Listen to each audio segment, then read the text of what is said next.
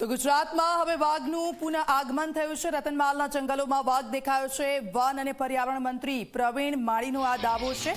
જંગલમાં રાખેલા કેમેરામાં ટ્રેપ થયો છે વાઘનો ગઈકાલનો એક વિડીયો પણ વાયરલ થયો છે। વાઘની સંખ્યા વધે તે દિશામાં હવે વન વિભાગના પ્રયાસો રહેશે। મહત્વનું છે કે દાહોદના રતનમાલના જંગલમાં ફરી એક વખત વાઘ દેખાયો છે। અગાઉ ફેબ્રુઆરી મહિના પહેલા પણ આ જંગલોમાં વાઘ દેખાયો હતો। તો વર્ષ 2019માં મહીસાગરના જંગલોમાં પણ વાઘ જોવા મળ્યો હતો। રતનમાલના જંગલો મધ્યપ્રદેશ અને ગુજરાત બોર્ડર પર આવેલા છે। તો ફેબ્રુઆરીમાં જે વાઘ દેખાયો હતો તે નર વાઘ હતો।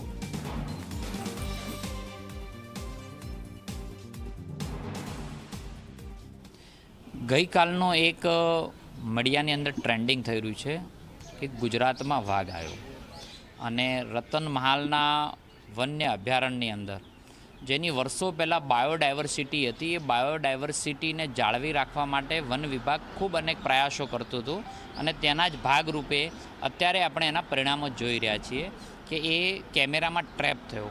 વન વિભાગ એને સતત મોનિટરિંગ કરતું હતું અને એ જ્યારે ટ્રેપ થયું એના પછી હાકબાક ન થાય એને પીવાની ખાવાની વ્યવસ્થાઓ નેચરલ બાયોડાયવર્સિટી સાથે એને જે હેબિચ્યુટ હોય એ પ્રમાણેનું આયોજન વન વિભાગે કર્યું છે। તો વાઘ દેખાયો છે તેનો વિડીયો પણ સામે આવ્યો છે જે ટ્રેપ થયો છે વાઘ અને તેને લઈને વન અને પર્યાવરણના જે મંત્રી છે તેમણે પણ નિવેદન આપ્યું છે કે આપણે જે પ્રયત્નો કર્યા હતા અને તે સફળ નીવડ્યા છે। તો ફેબ્રુઆરીમાં પણ વાઘ દેખાયાની ઘટના સામે આવી હતી અને આપ જુઓ કે જે રતનમાલના જંગલો છે મધ્યપ્રદેશ અને ગુજરાત બોર્ડર પર આવેલા છે અને આપને જણાવી દઈએ કે આ વાઘ ટેરેટરી કેમ બદલે છે। તો નર વાઘો પુખ્ત બન્યા પછી તેમનો જન્મ સ્થળનો પ્રદેશ તે લોકો છોડી દે છે। નર વાઘ હોય છે જે પુખ્ત બને ને ત્યાર પછી તેમના જન્મ સ્થળ હોય છે તે છોડી દેતા હોય છે। વાઘ પોતાની ટેરિટરી કેમ બદલી રહ્યા છે? તો શિકારથી સમૃદ્ધ વિસ્તાર અને માદાને શોધવા માટે તેઓ લાંબુ અંતર કાપે છે। શિકારથી સમૃદ્ધ વિસ્તાર અને માદાની શોધખોળમાં તે લોકો એક લાંબુ અંતર કાપે છે। આપ જુઓ વાઘની ટેરેટરી કેમ વારંવાર બદલાય છે। તો વધારે પડતા વાઘોને કારણે પોતાના પ્રદેશમાં ખોરાક માટે પણ સંઘર્ષ કરવો પડે છે અને આ પણ એક કારણ છે કે વાઘ પોતાની ટેરેટરી કેમ બદલે છે। તો વધારે પડતા વાઘોની સંખ્યા હોય ને ત્યાં તેમને ખોરાક માટે સતત સંઘર્ષ કરવો પડતો હોય છે અને તેના કારણે પણ વાઘ પોતાની ટેરેટરી બદલતા હોય છે।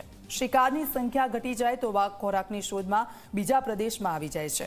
શિકારની સંખ્યા પણ ઘટી જાય તો પણ એક કારણ છે કે વાઘ ટેરેટરી બદલી દે છે અને તેઓ બીજા પ્રદેશમાં પણ આવી જાય છે આ ખોરાકની શોધખોળમાં।